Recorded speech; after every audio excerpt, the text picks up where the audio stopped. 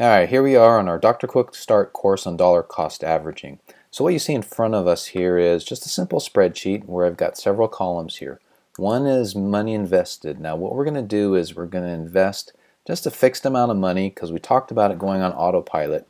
We're going to invest a fixed amount of money over the course of time, and you can choose whatever time delta that you want. If you see that this is if you think about it being a week, a month, whatever, however much you want. Alright, so then the next column is going to be the share price. It could be of a mutual fund, it could be of a stock. And we're going to enter that in, and it's going to fluctuate over time, and we'll be putting that in. The next column talks about shares purchased. So in other words, the share purchase, I have a formula here. You can see it up here. It's going to be the money invested divided by the share price is going to give you shares purchased. So if I have invested $100 and I have a share price of $5, I'm going to purchase 20 shares. And then I'm going to have this column that's going to keep track of the total number of shares over time that we purchased. And this will be the total value of the shares at any given time. And so in other words, what this will show is you're going to see the total shares that we have, which is going to be multiplied by the share price. Okay, and then here's the total investment that we've made over time. It's just going to be adding up week to week or month to month, whatever our time interval is. It's just going to be adding up what we've invested total. Okay, so the first entry is we're going to start at $5 to keep it simple. So you can see how many shares we purchased, etc. So the second interval, the share price dropped to $4. So you see here with that formula, you can see the formula up here. We've got $100 divided by the share price of $4. So we've purchased shares. We've purchased 25 shares in this interval, which means the total number of shares that we've got is 20 plus 25, which is 45.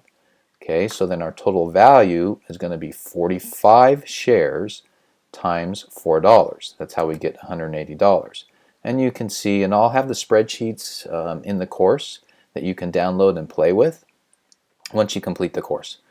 So here is the total value, and then our total investment is we're just adding up this previous column and row to this interval of how much money we've invested. Okay, so let's go ahead and fill this in. So what we're going to do is I'm going to copy these formulas here to each one of these rows, and it's going to look funny because I don't have anything in. So what we're going to do then is we're just going to put in some share prices over time. We'll see how it fluctuates. So let's say it's just not doing well. We go down to $3, we go down to $2, but then we start making a rebound, 3, 4, 5, and then it jumps, goes to $9. Boy, that's good. Our value is great. We're doing very well. And then, we have some problems. It goes down again, and really drops, has a problem, and then goes up to 7, 8, 4, 5, 2, and 5.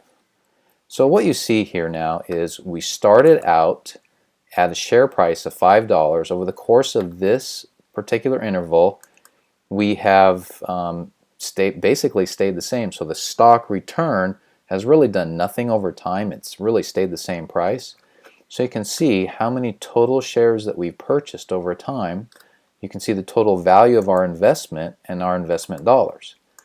So what's really interesting in this case is that our share price has gone from $5 to $5. Basically no return, yet our total investment of $2,000 has gone to be worth $2,400. Well, why is that? So remember, this is autopilot. We're just doing the same amount of money every particular cycle. We haven't changed stock. We haven't changed mutual fund. We're just pulling this money out of our paycheck and just letting it ride. So what's happened here is that even though the share price has not gone up at all, we've made a pretty decent return on our investment. And what really happens is you can see here that when the price of the share is lower, you can see that we buy more shares. So it goes down to $2, we're buying 50 shares. But then when it goes up, like to $10, we've only bought 10 shares. So what we're doing is we're buying more shares when the price is low, and we're buying less shares when it's high. And so we're averaging out then to purchase. Our share purchase price ends up being quite a bit lower. All right, let's figure out what our average share price is. So average share price. So our average share price is going to be the amount that we've invested, which is this, divided by the total shares. So our average share price then is going to be equal to the total investment, which is cell F22, and it's going to be divided by the total shares, which is D22. Alright, so you can see here that our average share price is just over $4, and it ended up being at $5. So you can see what kind of a return we get. And even if things go a little bit bad, we are still in the black if our share price doesn't go below $4. So that's the basic principles, and we'll talk in the next video more about how we can do the what happens with some of the Dow Jones stock averages and over time, and what your investment does, and we'll look at that compared to CD rates, etc.